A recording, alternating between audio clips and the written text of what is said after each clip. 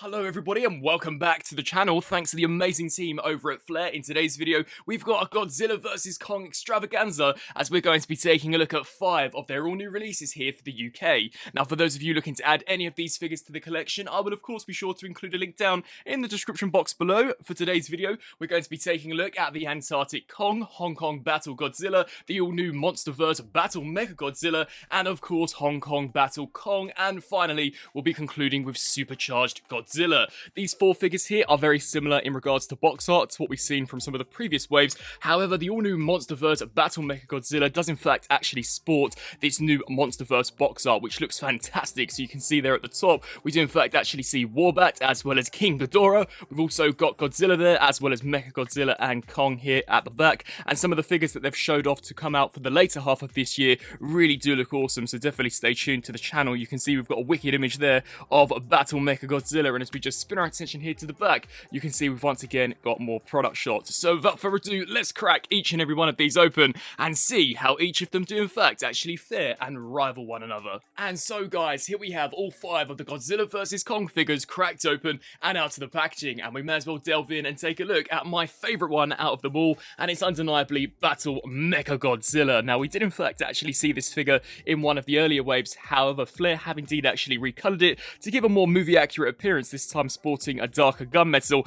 and we finally get the proton screen, which truly does make all of the difference. You can see we've got this wicked red beam shooting out or projecting out of Mechagodzilla's mouth, actually looking really cool. You can see the sculpted in detailing on Mechagodzilla looks fantastic. I love all of the mechanical detailing that we've got going on here for the torso. Much like the original version, you can indeed actually rip a chunk out of the chest in order to reveal some of the endoskeleton, which is a really nice touch. And as we just take a look here towards the arms, you can once again see some fantastic sculpt work, as well as those super menacing, incredibly intimidating claws. And then as we just take a look here at the spinal region, completely cast out of a transparent red to give you the impression that of course it is illuminated. And then as we just take a look towards the tip of the tail, we've got this massive claw that we see him just about to attack Kong with in the movie before Godzilla and Kong deliver the final blow. You can see here at the legs, awesome looking sculpt work. Overall, it's just a very impressive looking mold. You can see that Mechagodzilla is already taking out Hong Kong Battle Godzilla, so we may as well take a look here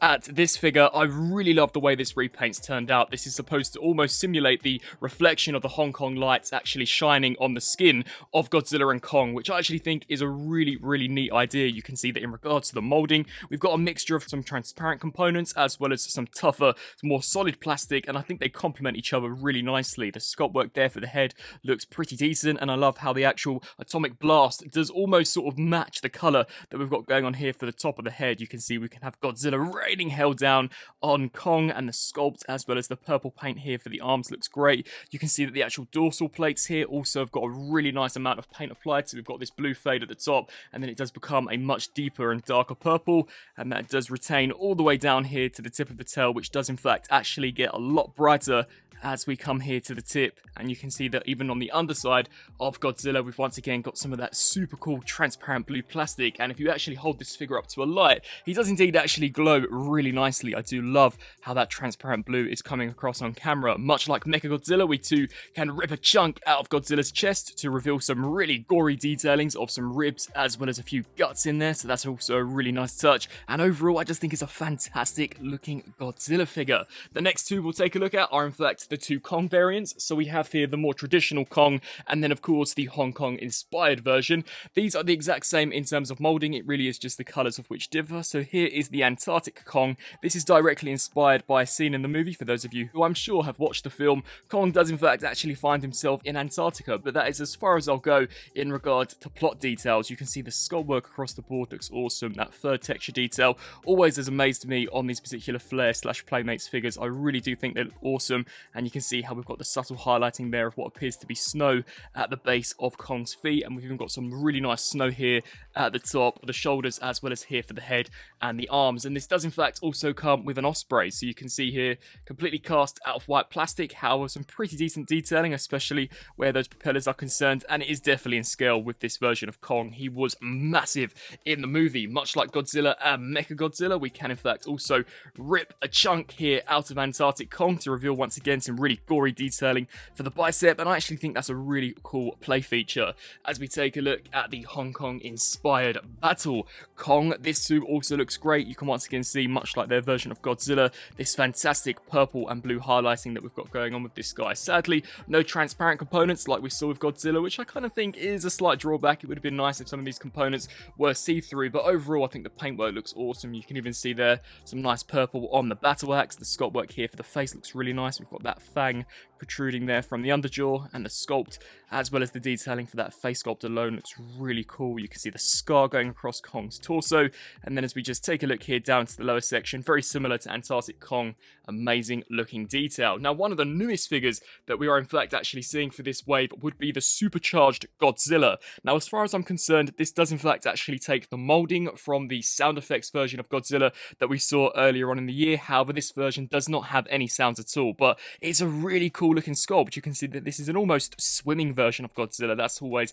how I've personally looked at this, with the head being completely risen. You can see fantastic looking sculpt work going on, and surprisingly the paint actually hasn't turned out too bad at all. Much like some of the previous versions, we've got fantastic transparent blue used here for the actual dorsal plates. I think those look great, and you can even see some nice blue highlighting going on for the tail, and the tail itself too is a complete brand new sculpt, so you can see how we've got this almost swaying motion, once again to give you the almost impression that Godzilla is swimming through the ocean. We do in fact actually have a fighter jet included with this guy, so you can see pretty decently sculpted, completely painted out of this wicked metallic silver, and it's really up to your own personal preference how you wish for him to hold it. You can have it in the jaws of Godzilla just about to be devoured, or you can in fact actually wedge it into one of Godzilla's claws, just like that. Now, much like the other figures, we also do have a battle damage feature, so we just rip a chunk here out of the torso, and much like some of the previous releases, you can see how it will reveal some wicked gory detailing, such as the ribs and obviously the muscles here of the stomach. So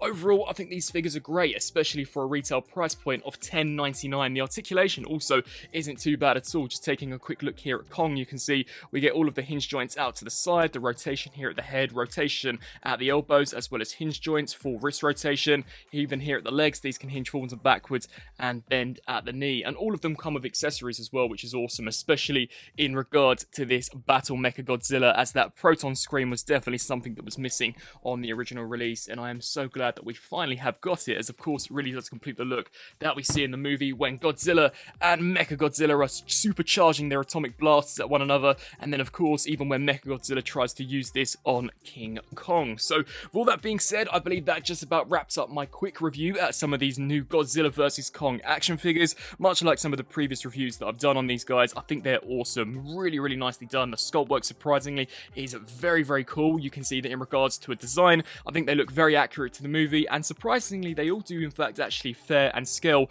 really well with one another. The articulation also is quite a surprising point, considering they are on the slightly cheaper end of the spectrum when in comparison to some of the action figure competitors out there. I really do think you can get these guys into some pretty cool poses. So with all that being said, I believe that just about wraps up my review here for some of these figures. I'd really love to hear your thoughts down in the comment section below. As mentioned beforehand, if you are looking to add any of these to the collection, I will also be sure to include links down in the description box below. And as always, I want to give a massive thank you to Flair for sending these figures here my way to take a look at in today's video. I thank you guys all so much for watching, and until my next review, I'll see you then. Thanks for watching.